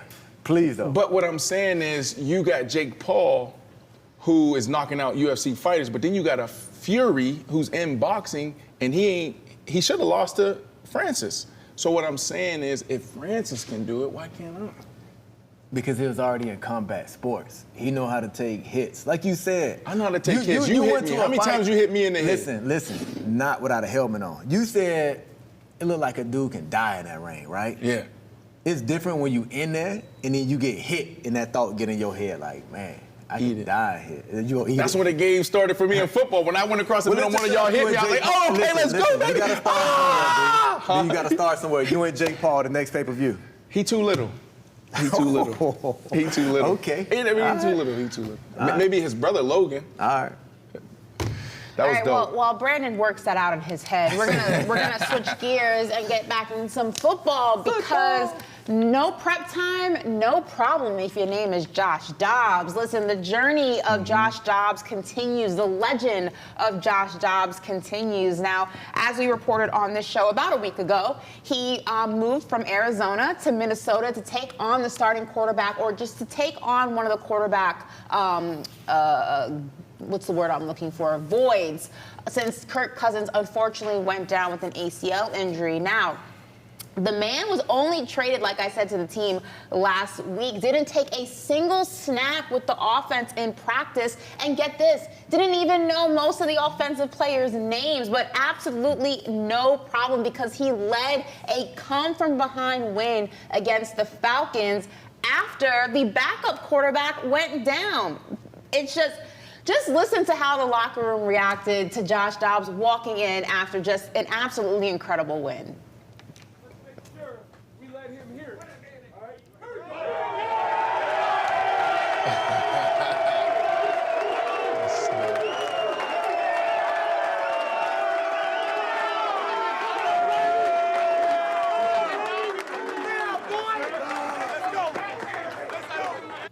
Now, after the game, before he walked into, or after he got out of the locker room and he did his post-game conference, he was asked, what was it like preparing for a moment like this with absolutely no preparation? Now, there's a video of him on the sidelines in the game actually going over his cadence with the offensive line and just the offensive players in general, a nice little huddle of them while the defense was on the field. It was incredible to watch. But in the post-game conference, he, being the dork and nerd that he is, and I say that with love because I love a good dork. I feel like I have part dork in me, Star Trek and all that. He said it's like tree hugger too. A tree hugger doesn't make me a dork. It just makes me environmentally aware.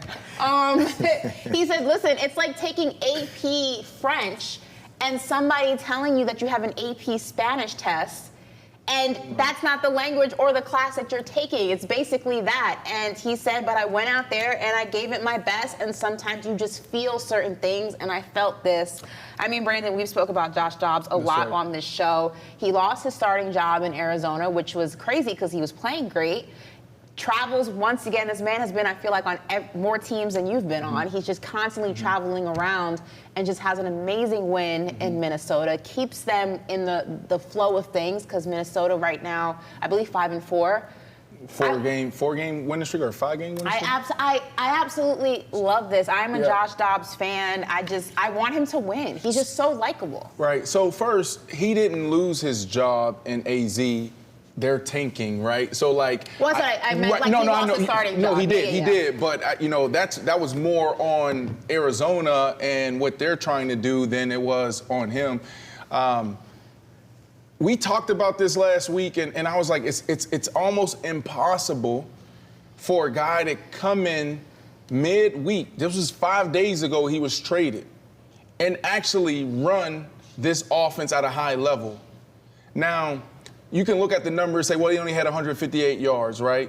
So is it really a high level? Yes, because they won. And yes, With no because prep. it was a comeback win, bro. With no prep. He had to, down the stretch, he had to throw 2 touchdowns to get him in this position. I'm watching this game and I'm thinking about y'all because we had this conversation. I'm like, I said that it was impossible. I bet against him. You can't go out there and do that. You can't go out and do that. And he did it, man. And it was the way he did it. Like to go down there and leave only 22 seconds left on the clock and secure that victory said a lot about him. It said a lot about this team. And man, like I'm rooting for this guy. And that energy, B, when they walked into the locker room after, that was a type of energy where it was like, yo, is this our guy next year? Like if he continues this role for the second half of the season with Kirk Cousins still recovering from Achilles, he might find himself in a Geno Smith role. I mentioned that last week. I was saying Josh Dobbs, like he's playing ball in Arizona. If he comes in and plays well, they got a decision to make, right? You did say Just that. like Brock Purdy in San Fran, he fits their system. Yeah. If the guys rally around him the way they showing it, B, you've been in the locker room before, like to feel that when you walking in and your boys who you just came over to love you, respect you, everybody cheering for you, like that means a lot. And I don't think people know how hard it is to go from one system to the other, just terminology-wise. I think he hit it perfectly in his presser with Ashley said, going Yes. from AP French He to said AP. it's like taking AP French and being told you have a test, but it's like- AP Spanish. But I mean, I just really want Josh Dobbs to find a home and find a team that believes in him and stop seeing him move around because, I mean, outside of what I think he brings to the game, we've seen this. I mean, he's able to win football games and he's able to do it when it matters the most. You know, we've seen this time and time again. I just think he's also very just likable. And I know like sometimes that gets like swept under the rug and people will say, oh, we don't care if he's likable. It's about win.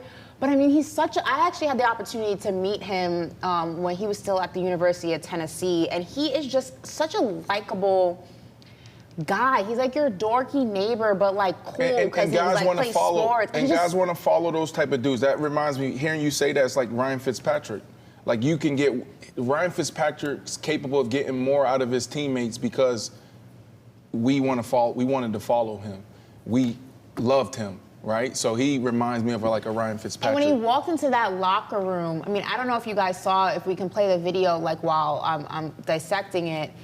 There was just like a sense of joy he had on his face, like almost like he just found a place where he belonged. And I think that when you're constantly moving around and you know you have the talent, you're just constantly looking for a home. And I feel like he takes every opportunity with so much grace. And, you know, he's moved around so much. It's this team, that team. He gets a starting job and then it's taken from him. And he just looks so happy, just like be there and just like produce a win. And the guys looked happy. And I just really hope that like he finds a home. And if it's Minnesota, I hope that it's Minnesota. Win. But I don't know. This He made got a me good happy. thing for the Vikings. They know he's not going to take this for granted, right? When you get a quarterback, you hope you can get a leader and somebody's going to put in the extra work, right?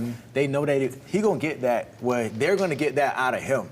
So I think this season it's not going to be a season where they can possibly make the playoffs still, you know? But even if they don't, they're going to really You're have getting to Justin assess, Jefferson like, back soon. Yeah, they're going to have to assess, like, are we better with him than Kirk Cousins, right? Because I don't think you can go to the draft and try to start all over again when you got a guy like this in the building. So it's just going to be about how comfortable he get. Is he going to be able to make the plays? Because the stats don't matter. Like you said, at the end of the day, did you bring us to a win or did we lose? That's right. Dak Prescott, his stats was amazing, but it's like, yo, we need to win though. We need to win. He's getting it done. That's right. So I right. can't wait to see what's going to happen in Minnesota for him. Listen, we're going to Storylines. switch gears because there is football tonight, and it's Brandon's Jets as they take on the Los Angeles Chargers. Now, Week 9 ends in the Meadowlands tonight, like I said, with the Jets and the Chargers. Zach Wilson, Justin Herbert facing off. I mean, Brandon, Yes. we've seen Coach Staley put the Chargers in really bad situations. Who? And we've seen... Oh, Coach Staley, yeah. Coach Staley put Okay. the Chargers Let in me really listen. bad situations, and they've lost games that they could have won, and some may say should have won. Right. So we're But sitting. does New York get the upset tonight? Upset. I mean, I think because the Chargers Vegas. I think the Chargers are favored. Yeah, because Vegas said that, so Vegas would know. be the upset, yes. Oh, okay. Well, because really, the Chargers need to be looking at how they get out of New York with a win, because we're on a 3-game winning streak. We're right where we need to be. Everybody want to talk about Zach Wilson. Zach Wilson this, Zach Wilson that. There's your guy. Yeah, who Sauce Gardner is Zach. Zach is fine. Defense is legendary. We're right where we need to be. If I'm the New York Jets, I'm looking at this schedule and I'm saying this is a game that we absolutely we absolutely need. We have to have it. They go out there and they beat the Chargers. They're in perfect position. Now, they still got the Bills. They got the Dolphins, right? But other than that, bro, like the Jets and this whole Aaron Rodgers thing, I know Aaron actually don't want to talk about it. But look at this. You beat the Chargers. And then we go to the Raiders. Okay, cool. Y'all just had a phenomenal game after firing Josh McDaniels. Everybody was relieved in Vegas. Everybody. The Wynn Hotel and all the players, right? But that ain't going to last. And then you got the Bills and the Dolphins. Those are divisional games. We need to have at least one of the two. The Falcons, the Texans, the Commanders, the Browns, the Patriots. This Aaron Rodgers thing is going to happen. Well, listen, you mentioned Vegas, and real quick, right now the Chargers are a minus 9.5-point favorites against the Jets going into this game. The over-under is 46 points, and the money line, Los Angeles minus 450 and New York 370. Hold on. What's you said they're giving 9? The Chargers are 9.5. They're saying the Chargers are going to win by 9 points? 9.5. That is a blowout. That is insane. What is Vegas? That's not true. That is not true. 9.5. Wow. They have the Chargers giving 9.5 points, B. That's a blowout, bro. That's crazy. Because Wilson is y'all quarterback. They just don't believe in him. That's I mean, it's that simple. But the Jets got a chance in 2 weeks to be in first place, right? They get a win here. They got the Dolphins coming up. Like, they have a chance to pile some wins on. Do I think they'll get it done? It's tough because every time you want to, like, count them out, right? Their defense keep them in the game. For some reason, they make a play at the end of the game to win it. But I think they will win this game tonight. I got a feeling the Jets will go out there and win this game tonight. Let's go. Make it interesting. You know, if they can beat the Raiders, come on, it's showdown when they play the Dolphins. It's a division game. You don't know who can win it. And now we're in the latter part of November then. That's can right. They hold it off? And host a playoff game? We don't know. And if they host a playoff game, who coming back, B? We don't even know. Aaron Rodgers. A-Rod.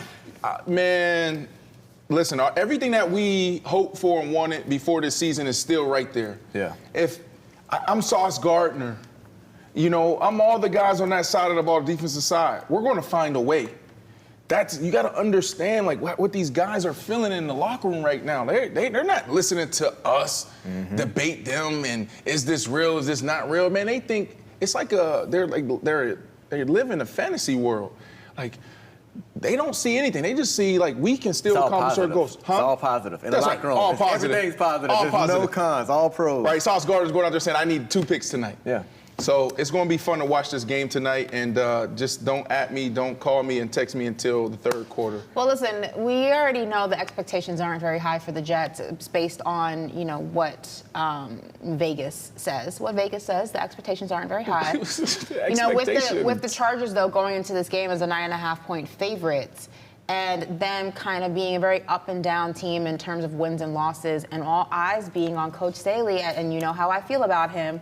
If the Chargers were to lose this game, does that put the nail in the coffin for Staley as the head coach of this team, or should it put the nail in the coffin for Staley as the head coach of this team? This is part of the business where I get uncomfortable talking about guys' jobs, right? Because you got to think about, like, there's so many people involved, and it sucks, but this is our business, and that's their business.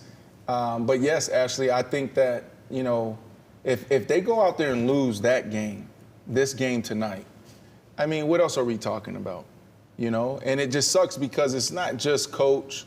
There's so many other people involved in, the outcome of a game. But at the end of the day, it starts with you. And if they go out there and they don't get it done, I wouldn't be surprised if Monday come around, Tuesday, Wednesday come around, and there's Coach Staley out of there. You almost have to make that move because the Chargers are dropped to 3-5, and mathematically they're not out of the playoffs. Right. But you got to kind of create a spark, right, to just get your team to believe again. Because sometimes a lot of fires come why? Because your team need a spark, everything's getting stale. And being that the Chargers have been contenders preseason for like, what? The 3 years. Last 3-4 years. They kept saying when Anthony Lynn was there, it's like, we just need the right guy in charge. And then we go be a contender, and now Staley comes, and it's not changing. So losing this game to the Jets, a game that you should win, I understand the game. I understand the Jets are tough. I understand you're playing on the road across the country, but the roster that you have with the Chargers, like, you should win this game. You should be contenders, right? And if you lose this, the locker room don't believe anymore. And it's but it's not just about like jump starting. I think they're past that. It's more so like they might jump start, the hiring process. Yeah. And the interview process, right? Like, who's next? Or is there a coach on this staff that could potentially, we need to give 7 games because to? Firing your coach not hiring, or at least interim hiring, within, would just be detrimental, I feel like, to the season. It would be week 9. Not really. Because I agree with B was saying, like, you see what happened with Vegas Vegas twice. But it also couldn't. That's right. You run the risk. And like you said, if they were to fall to 3-5, or if they were to win and they're 4-5, either way, you're still not out of the playoffs. And do you really want to run the risk of, if you do fire Staley and don't hire within and bring somebody else in, you run the risk of it could go very, very well, or it could just knock you out completely. And it's at that point, what did you really gain? So it's a tricky game to play when you're this deep into the season. We're talking halfway through at this point. Yeah, I think history has shown us that, like, it's what you were saying, Brandon. It's like if you lose this and now you're sitting at 3-5, you need that spark. Right, and so you make that decision. Just making that decision, it does so much for your locker room and your organization. I had people, because people obviously know how I feel about Josh McDaniels, but as soon as it happened, there's about 10, 15 people texting me about it happened. I'm like, I'm not. Some people say you caused it. Right. That's the word on the street. Yeah, no, I ain't caused it. But I've been in these situations before. You saw it in Vegas twice. Actually, when they let go of Coach Gruden, they went on a win streak, and then now they're off to a good start. And in the locker room, what did you see? Before you even got to the win, in the locker room after the win, this week, new coach, interim coach, puts in basketball hoops in the locker room. And then after the game, they're smoking cigars, bro. You seen how they was dapping up before the game, running up, pushing Pierce, like, let's go. It started in the preseason. I was like, it's like a playoff atmosphere for Oakland. I'm in Las Vegas Raiders in the preseason. You don't think that's weird? What's that? Like, it's not the You're Super Bowl. celebrating? They're happy. No, they're happy. Because when it's like a coach that's like real tight knit, like a dictatorship. When you kind of let that go, it's like you can breathe again. I just feel like they were acting like they beat the Kansas City Chiefs. You beat the Giants. Well, they weren't celebrating the win. What they were celebrating, what we all saw was Josh McDaniels is gone. That's what they were celebrating? I'm telling you. Is it like the Wizard of Oz, where they're like, ding dong, the witch is dead, the witch is dead. I don't know about all of that. I don't know about all of that, but I've been in those situations so many times, and it's like, all you're thinking about is, let's go make it happen, because a lot of people like the interim head coach, and they want to do it for him, and they want to, because everybody's talking. They want to prove to the owners and the management that, see, we told you this. It happened to me in Kansas City, right? We had a terrible season. We maybe won 4 games the whole year, but we was playing Aaron Rodgers when they was undefeated that year. Late in the year, it might have been like week 13 or something like that. They came to Arrowhead. We just fired Todd Haley, which I liked, but the whole team didn't like him. Romeo Cannell came in, and he was the interim head coach, and we was like, yo, Rack is a totally night and day from Todd. Like, hey, let's go ride for Rack. Like, you playing for your head coach. You playing for each other, but it's like, let's show upstairs, like, this is who we want to run our team next year, right? So it gets you a little bit more. And after the game, we won. We gave Green Bay their first loss. We pouring the coolers all on Romeo Cannell, and they hired him as the coach next year because that's who we wanted. I'll take the Raiders celebrating with cigars and whatever else they were doing in the locker room over Jim Irsay dancing to Meek Mill any day. So I didn't see it. You didn't miss anything. It just was. I wish I could unsee it. So I will take that any day of the week. Brandon, before we close out this episode, I know we have a new episode of IA coming up with Country Wayne's. You want to go ahead and tell people what we can expect from that? Yeah, obviously, we have weekly shows on the platform. We're getting back to that, and it's a phase. We have athletes, artists, entertainers that we sit with. Country Wayne is somebody that I wanted to sit down with for probably 2 years now, and it was cool to get the call probably about 2 months ago from Lindsay, who does PR for us and some things on the back end of I Am Athlete. And she's like, hey, he's going to be in town this Wednesday. Do you want to shoot with him? I said, absolutely. And the reason why is because there's so much that I think that we can learn from self-made people, right? Or self-taught people. This is a guy that came from nothing, from the country, was in the streets, drug dealer, wanted to do stand-up, did that, then went to digital, and now he has his empire. He's crushing it. He's on Netflix. He has a stand-up show that he does, and he's touring. And I sat down, we had a real conversation. There were some things that came up for me personally that I've never shared before. And so it went so many different ways, and it was one of the dopest conversations I've ever had. Well, you guys can check that out immediately when this stream ends. For us at Paper Route, that does it. If you're listening on Sirius XM Faction Talk 103, we thank you. If you're watching us on YouTube, we thank you. And make sure you check out the I Am Athlete YouTube page for all the behind-the-scenes stuff and all these sit-down interviews. And we'll be back tomorrow. Bye, guys. Ciao.